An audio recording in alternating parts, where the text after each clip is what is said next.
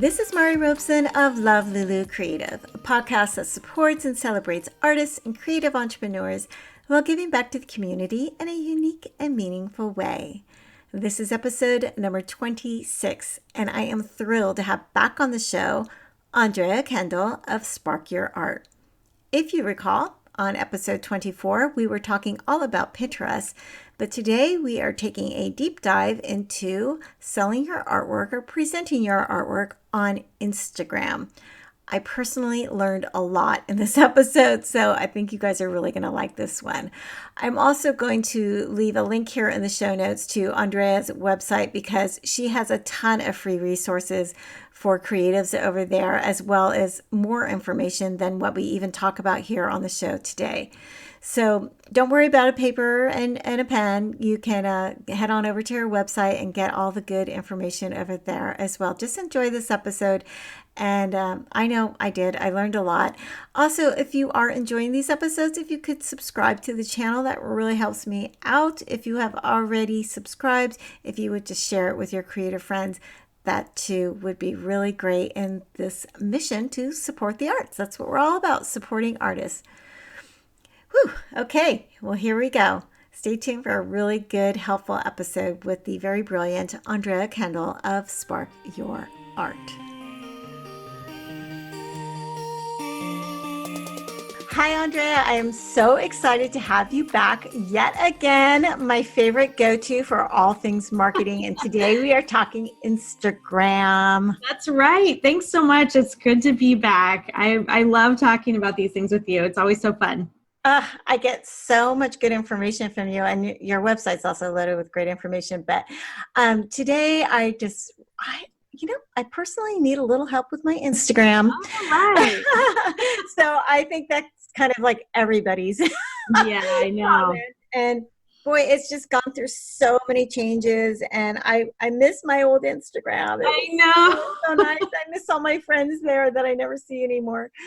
But so specifically in talking about marketing your art is what I'd like to get into today. So tell me, if I'm an artist, why I should be on Instagram.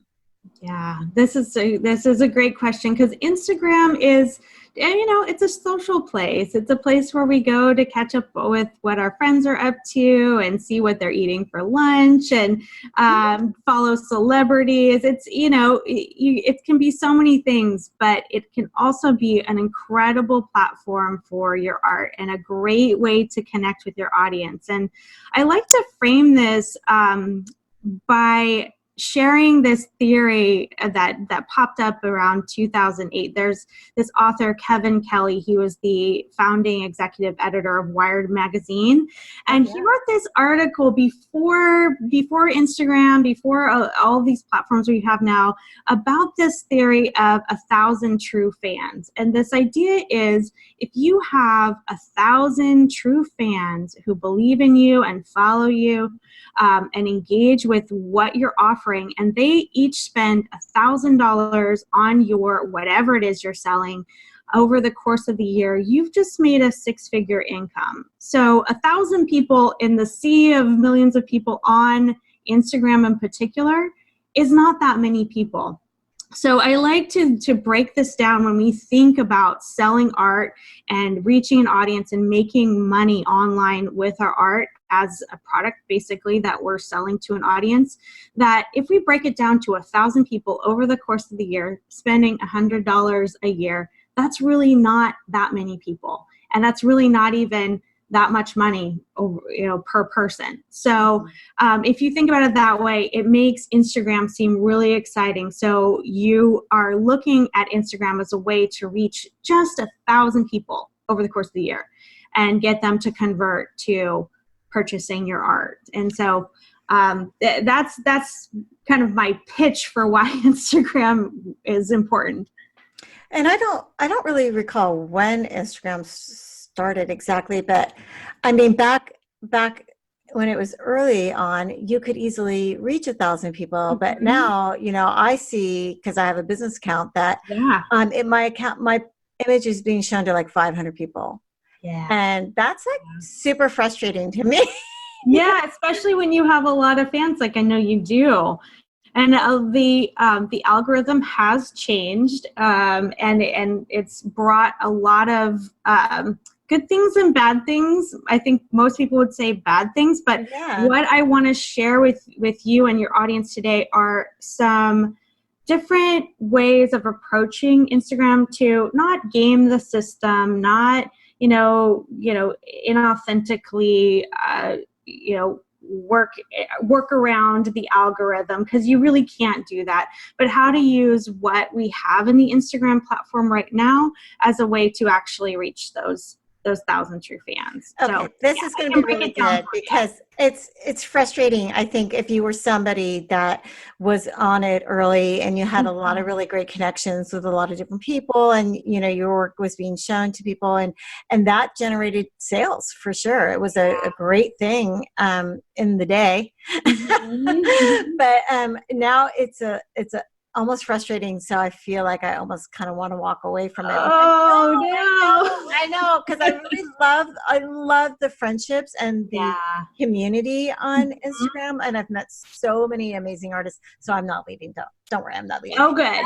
We want to keep you, but I do understand that. So what the Instagram you're talking about, the previously, was really kind of like, it was very time based. So you had to post regularly and consistently and get in front of it. The feed was basically sequential. So if you posted, there was nothing telling the profile, like, don't show this picture or show this picture. It was just depending on when you posted it, that's when you showed up in the feed. And if the person happened to be looking at their Instagram at that time, then they'd see it. Right. So, correct. Yeah. Right. But what that did was it made it so a bit of a hamster wheel with Instagram. You had to constantly be posting so that you would make sure to get in front of your audience. The change that Instagram made was to really look at user behavior and try to curate the feed on behalf of users, which users love and hate. But the idea was to hopefully be getting the content that a particular user is most interested in front of a regular basis. So the tips I want to give you today are all about how to be telling that algorithm or making that algorithm realize that your audience is interested in what it is you're posting. Awesome. Let's do it. Yeah. Okay. So I broke it down. Go ahead. Well, I was gonna.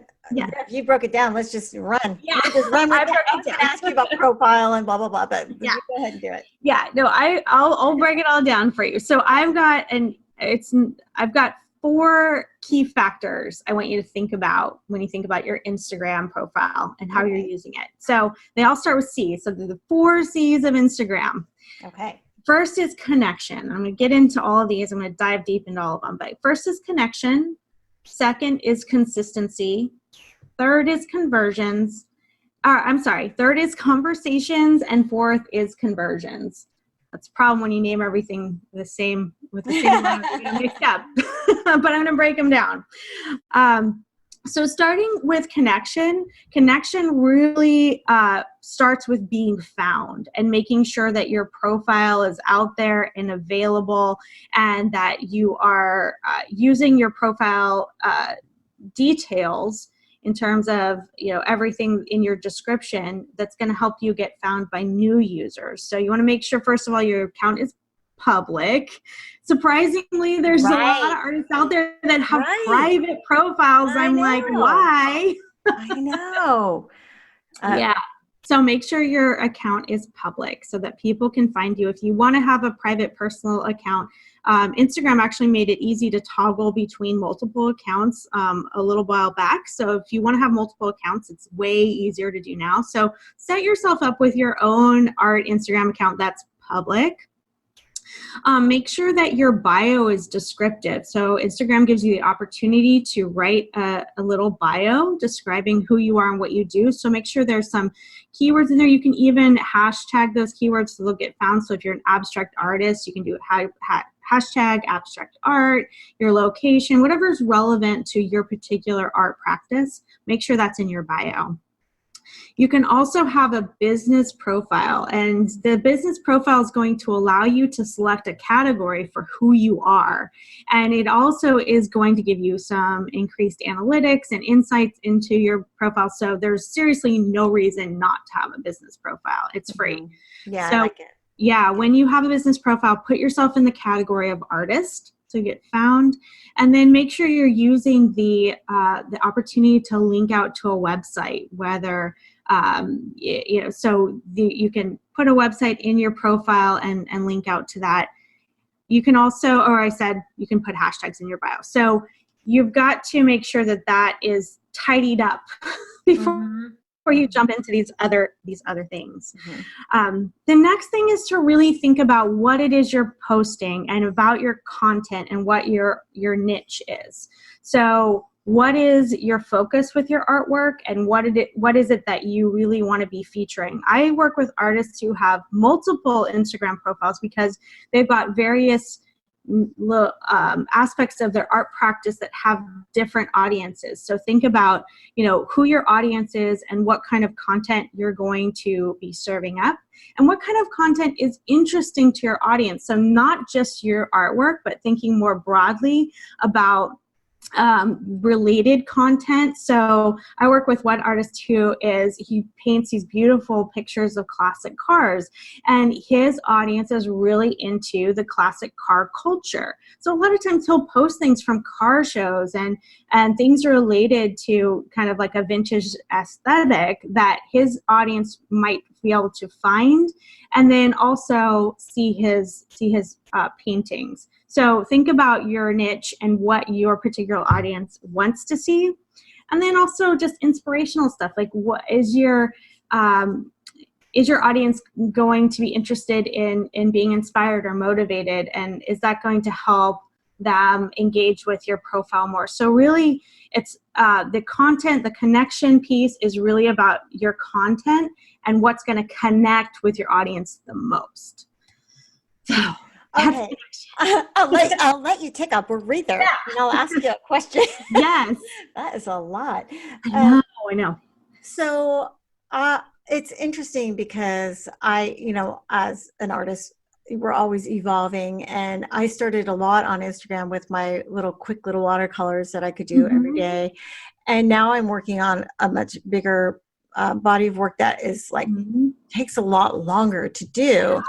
And so I'm kind of in this weird space of do I just paint a little quick watercolor to post because I know that's what I should be posting, or should I just show maybe because I do a lot of my stories, which we'll talk about, where I'm actually in the process in my studio. I show that a lot on my stories, but I never think to actually show that very often on my actual feed.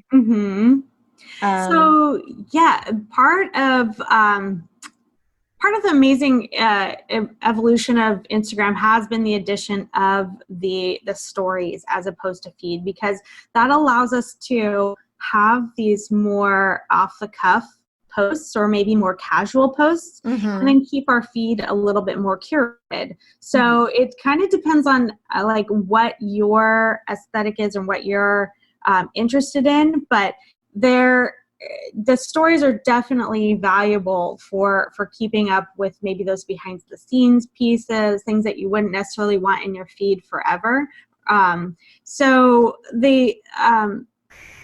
I just lost my thought. Oh, that's okay. I'm gonna take you down another tangent anyway. So I notice my stories get a lot higher engagement than my actual feed does. And I also know personally, I really like to look at the stories. I don't necessarily have time to scroll through my entire feed, but I'm wondering if that is that an algorithm thing, or is that just a personal preference thing that people?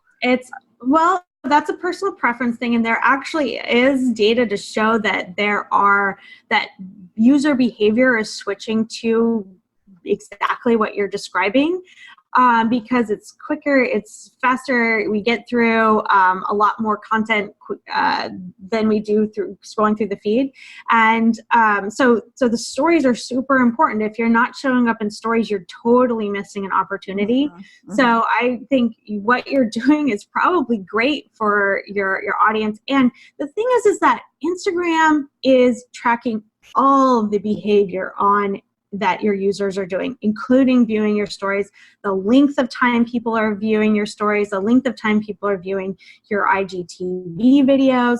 All these different aspects of Instagram are getting tracked. It's crazy. So even when someone is scrolling through the feed and they pause to read your caption, Instagram is tracking how long someone spends to pause to read that caption. So it's that engagement. It's that kind of when Instagram sees, oh, somebody is taking the time to read this caption. Someone's liking a lot of this person's posts. Someone's consistently watching this person's stories.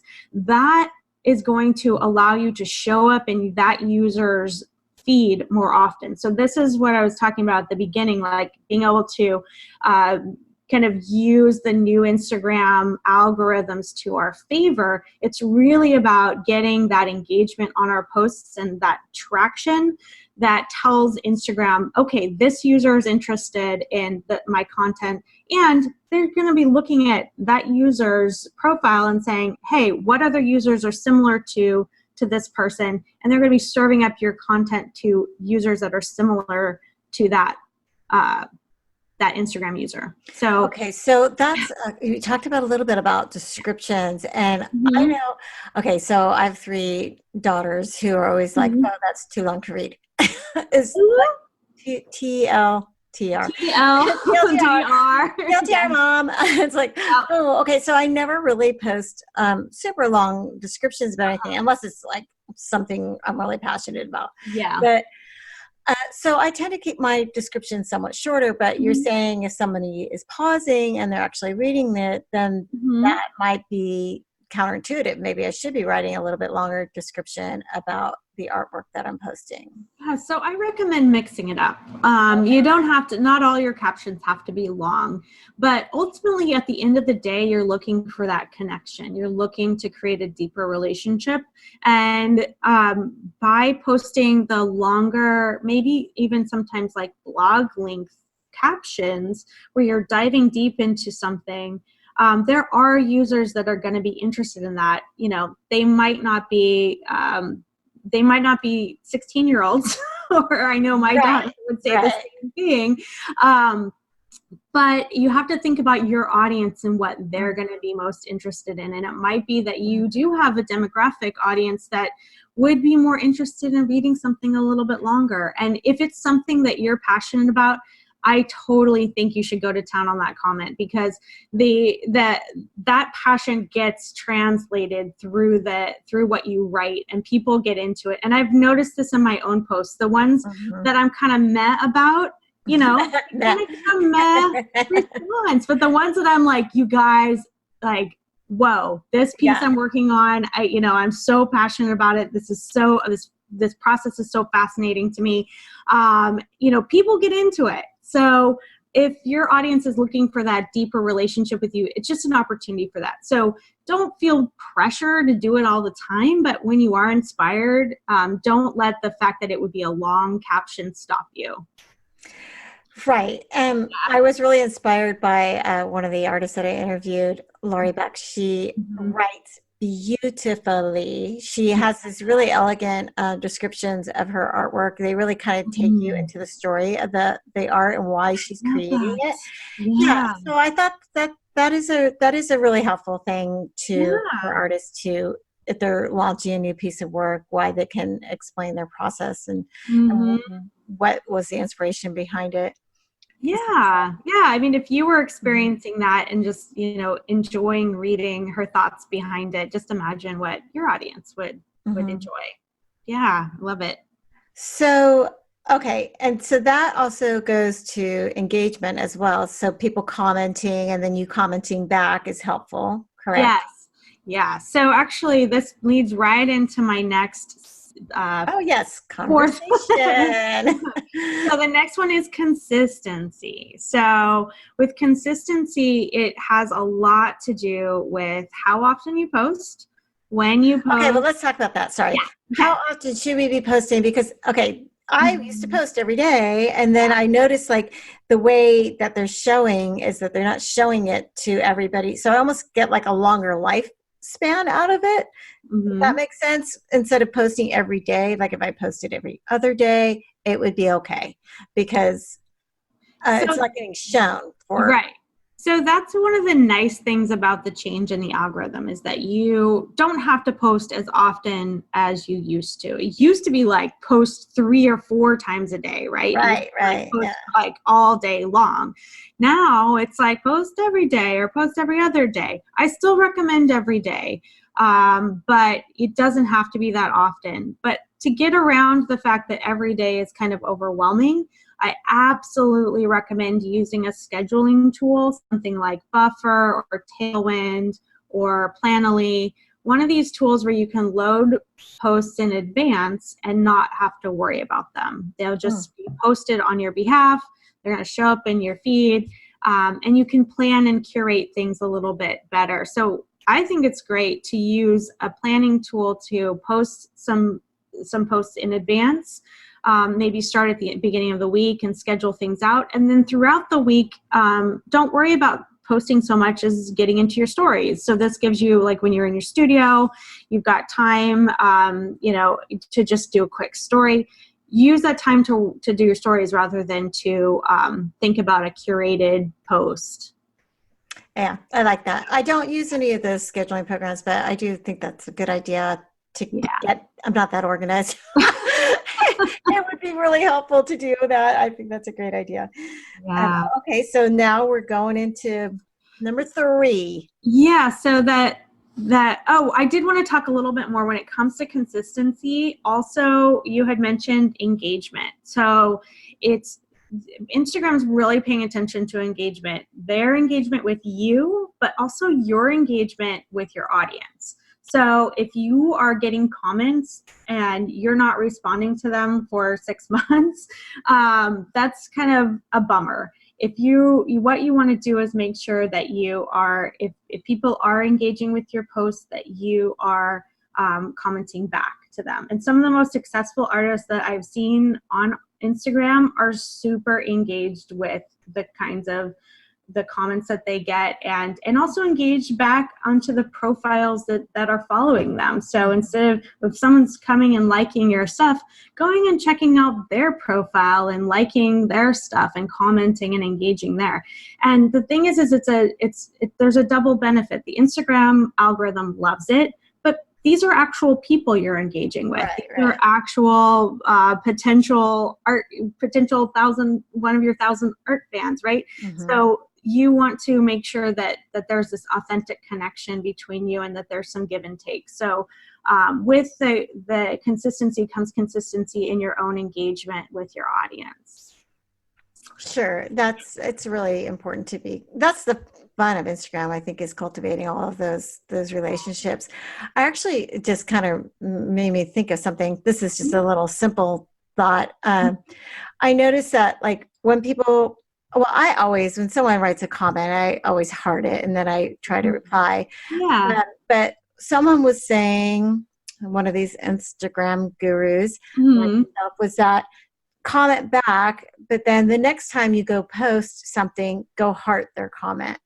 So it'll come back up in their notification that you were there, and they'll be like, oh, why did this come up? And then they tend to go over and see what your new post is.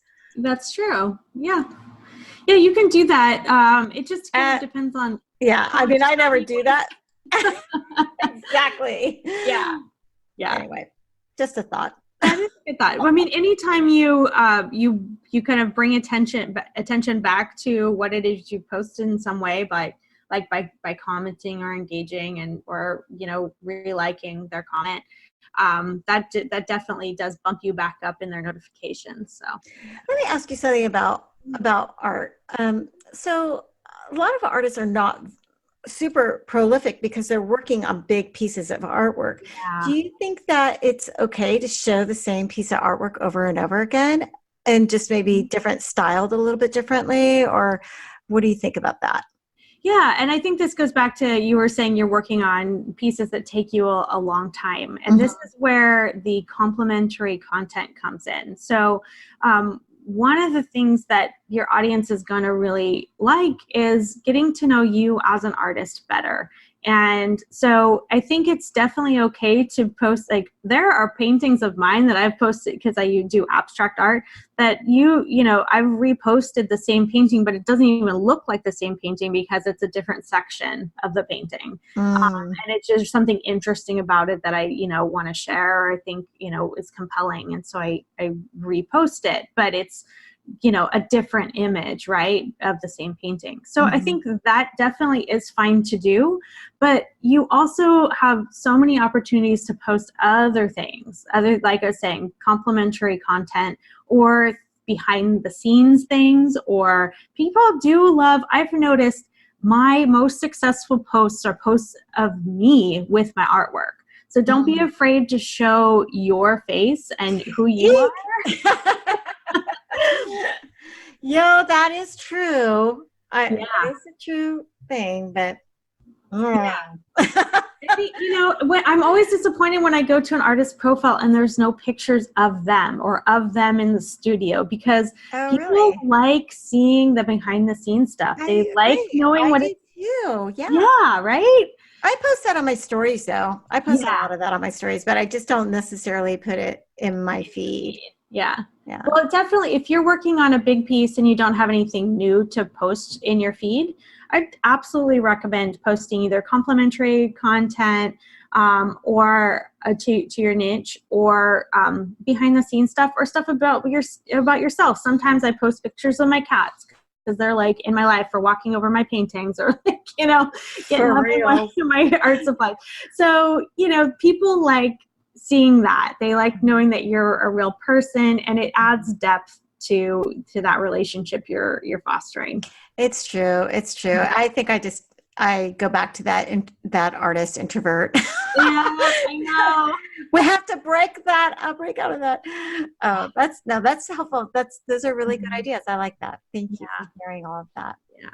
This So actually what's leads, next? yeah, so this leads right into point 3, which is conversations. So this is the engagement with your audience through the different things that Instagram allows you to use. So there's 4 things that Instagram really has available. Obviously, there's your feed and your stories, but there's also Instagram live video that you can do to create a conversation with your audience. But that, I don't know if you've ever experimented with live video, but your audience loves live video because they get to actually see you in action and maybe comment, or get you to respond in some way. So live video is pretty fun. I have There's never done that. no. No. Like how would an artist utilize that? Like, So just even setting up your phone on a tripod in your studio and just having your live video going while you're drawing or sketching, or maybe not doing your deep work because Instagram Live is super distracting. But the artists that I've seen do it successfully will set it up and maybe work on a sketch, and then read the comments and respond to them as they're sketching, because it allows people to ask questions like, okay, so what's this? What are you working on? Like, and then just having a conversation. You don't even necessarily have to show your face, but people love seeing artwork in progress. You can also use live video to just do Q&A and say, hey guys, I'm jumping on live next Thursday night. Show up and just ask me questions about my art practice or this, new series of work I'm doing. I'm, excited to talk to you. And people will show up and they will engage with you. Or maybe only 1 or 2 people will show up, but it doesn't matter. Them, like, that's, you're going to want to practice anyway. So if you only a couple people show up the first time, it's fine. It gives you practice. And then the more you do it, the easier it becomes and the more people show up as well. so Instagram Live is different than Mhm. Instagram Stories because I Yeah. do a lot of my little videos of painting on my Mhm. Instagram Stories, but I never thought about doing it as an Instagram Live. Yeah. It's basically the same as doing a video in your stories, only that it's just being recorded and broadcasted live. And But it's there's comments happening, so it's kind of hard to how do you comment back and paint at the same time? right. Well, that's why I'm saying you can't be deep in your work because you have to be doing something not very serious. I do it when I'm just doing like little watercolor sketches and Oh, playing I'm with gonna have to watch some of materials. yours. And then do those stay? Like, can you put them in the highlight? Do you, Yeah, so you can save them and repost them as videos. So and you would can. you post those on your feed or would you put them as a It highlight? de- it depends on how long they are. If it's, I mean, sometimes Instagram live videos can be really long, but if it's under 10 minutes, you can post it onto your IGTV, which is cool. Um, if it was something interesting. A lot of times these live videos aren't that interesting, like recorded, because when it's happening live, maybe people will trickle in and trickle out, and there'll be a comment here and a comment there. So it kind of depends on the content if you're going to want to repost it, but you can repost it. And it stays up. If you allow it to, you can let it stay up in your Instagram stories for 24 hours. Oh, okay. So it's just kind of a short little fun thing Yeah. to do. Yeah, and it goes away and it's like not a big deal. Yeah. So, would you, let's say you wanted to do that, you wouldn't just spontaneously do it. You would want to like say, "Hey, tomorrow at noon, I'm going to be doing this. Join me." Is that what you're saying? You And can do it. where would you say that? Yeah, you can do it either way. You can hop on your stories and say, "Hey guys, I'm going live later tonight. If you're interested, come join me. I'm gonna be painting. I'm gonna be working on this new piece. Whatever it is." Definitely, an announcement helps. I've noticed when I just jump on. Sometimes I'll just be like, "Oh, well, I'll just jump on," and the audience is definitely less when you don't announce it. But you can do either. Okay. That's Instagram good. will tell your audience that I don't know if you've seen those Oh, notifications, yeah. Uh-huh. but, It pops it'll up. say Andrea Kendall art is live, and you can click on it. So, yeah, Very cool. It's something I have not tried. I will try that. That just yeah, sounds like fun. yeah. So those conversations, like coming back to this point 3, conversations are really important. The give and take between you and your audience, and one of the kind of untapped aspects of Instagram that's starting to kind of it's starting to bubble up as a good opportunity for marketing is the direct message, which I'm finding I really love, interesting. yeah. Hmm. Because when you when you invite your audience to direct message you, they actually will. It's kind of wild. So if you put it out there and say, "Hey, if you have any questions, or if this inspired you today, or share with me something that inspired you," like you can say, put it in the comments. But you can also say, "Hey, I'm open to getting a direct message. Let me know what you think." And it's a private conversation, obviously, so you have to be willing to do that. But it's becoming more used from a marketing standpoint, but it's not really, it doesn't have to be tacky. It can be like, just, I'm inviting you to connect with me personally. Hmm. It's almost like Yeah. saying, you can email me. So Hmm. yeah. Yeah, I like it. I like it a lot. It's a good, great feature. Yeah. Oh, So goodness. I know there's so much, Mari. It's I know. We haven't even like, and you have a whole workshop on it because I goodness, we are do. like just touching the surface here because we haven't even gotten to number 4. Right. Number 4, and this is, I think, the most important one. This is the one that everybody has their, are scratching their heads over, because the 4th one is conversions. And a conversion is when someone actually goes in and purchases your work. I mean, that's the ultimate conversion that you're looking for. And so I go into this in depth in my workshop because it's so important. But you're basically, like, at the end of the day, you are going to be asking your audience to purchase your work and to become a patron of your art. And that is a really, really big ask. So what I coach in my workshop is that you want to go in for, you want to, first of all, serve your audience. So you want to be serving them more than you ask for anything from them. You want to be giving them value, giving them inspiration, giving them beautiful artwork to look at, more than you want to be asking them to be purchasing it or to be, going to your website to consider buying your art.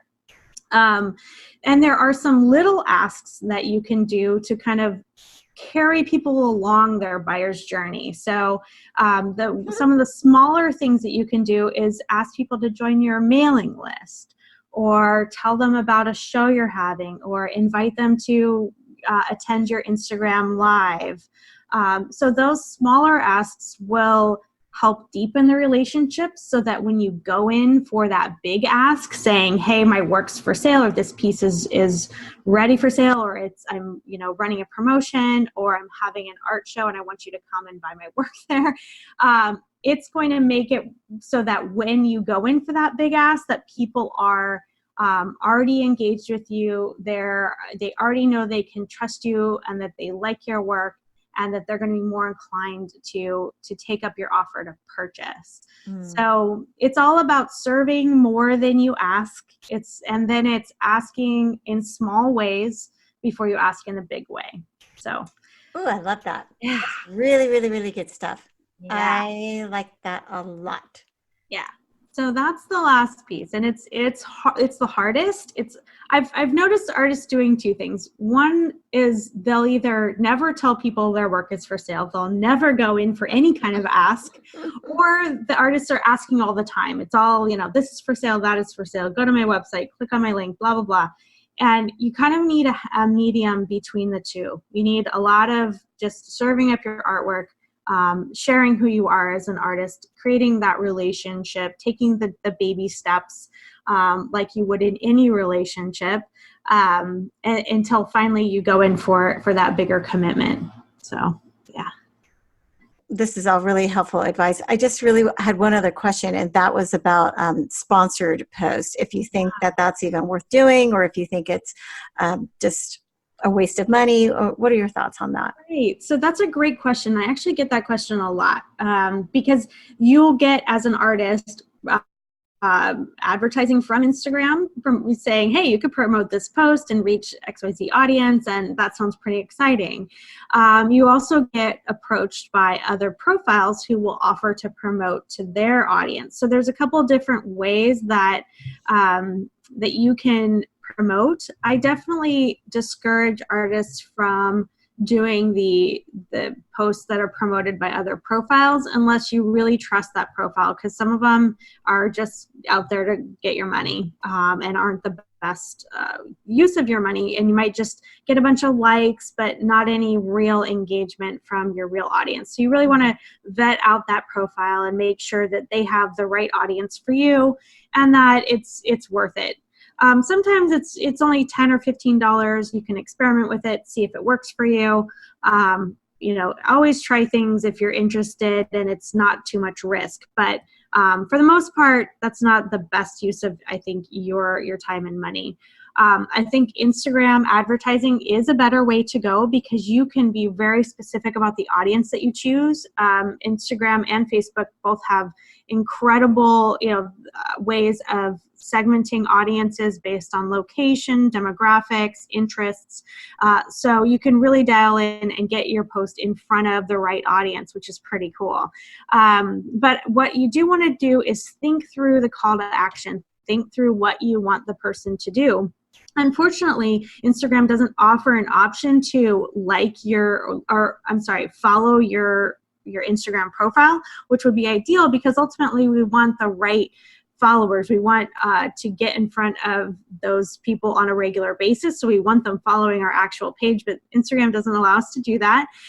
So you can, however, link out to your website. You can link to a form to add them to your list or to take advantage of some offer.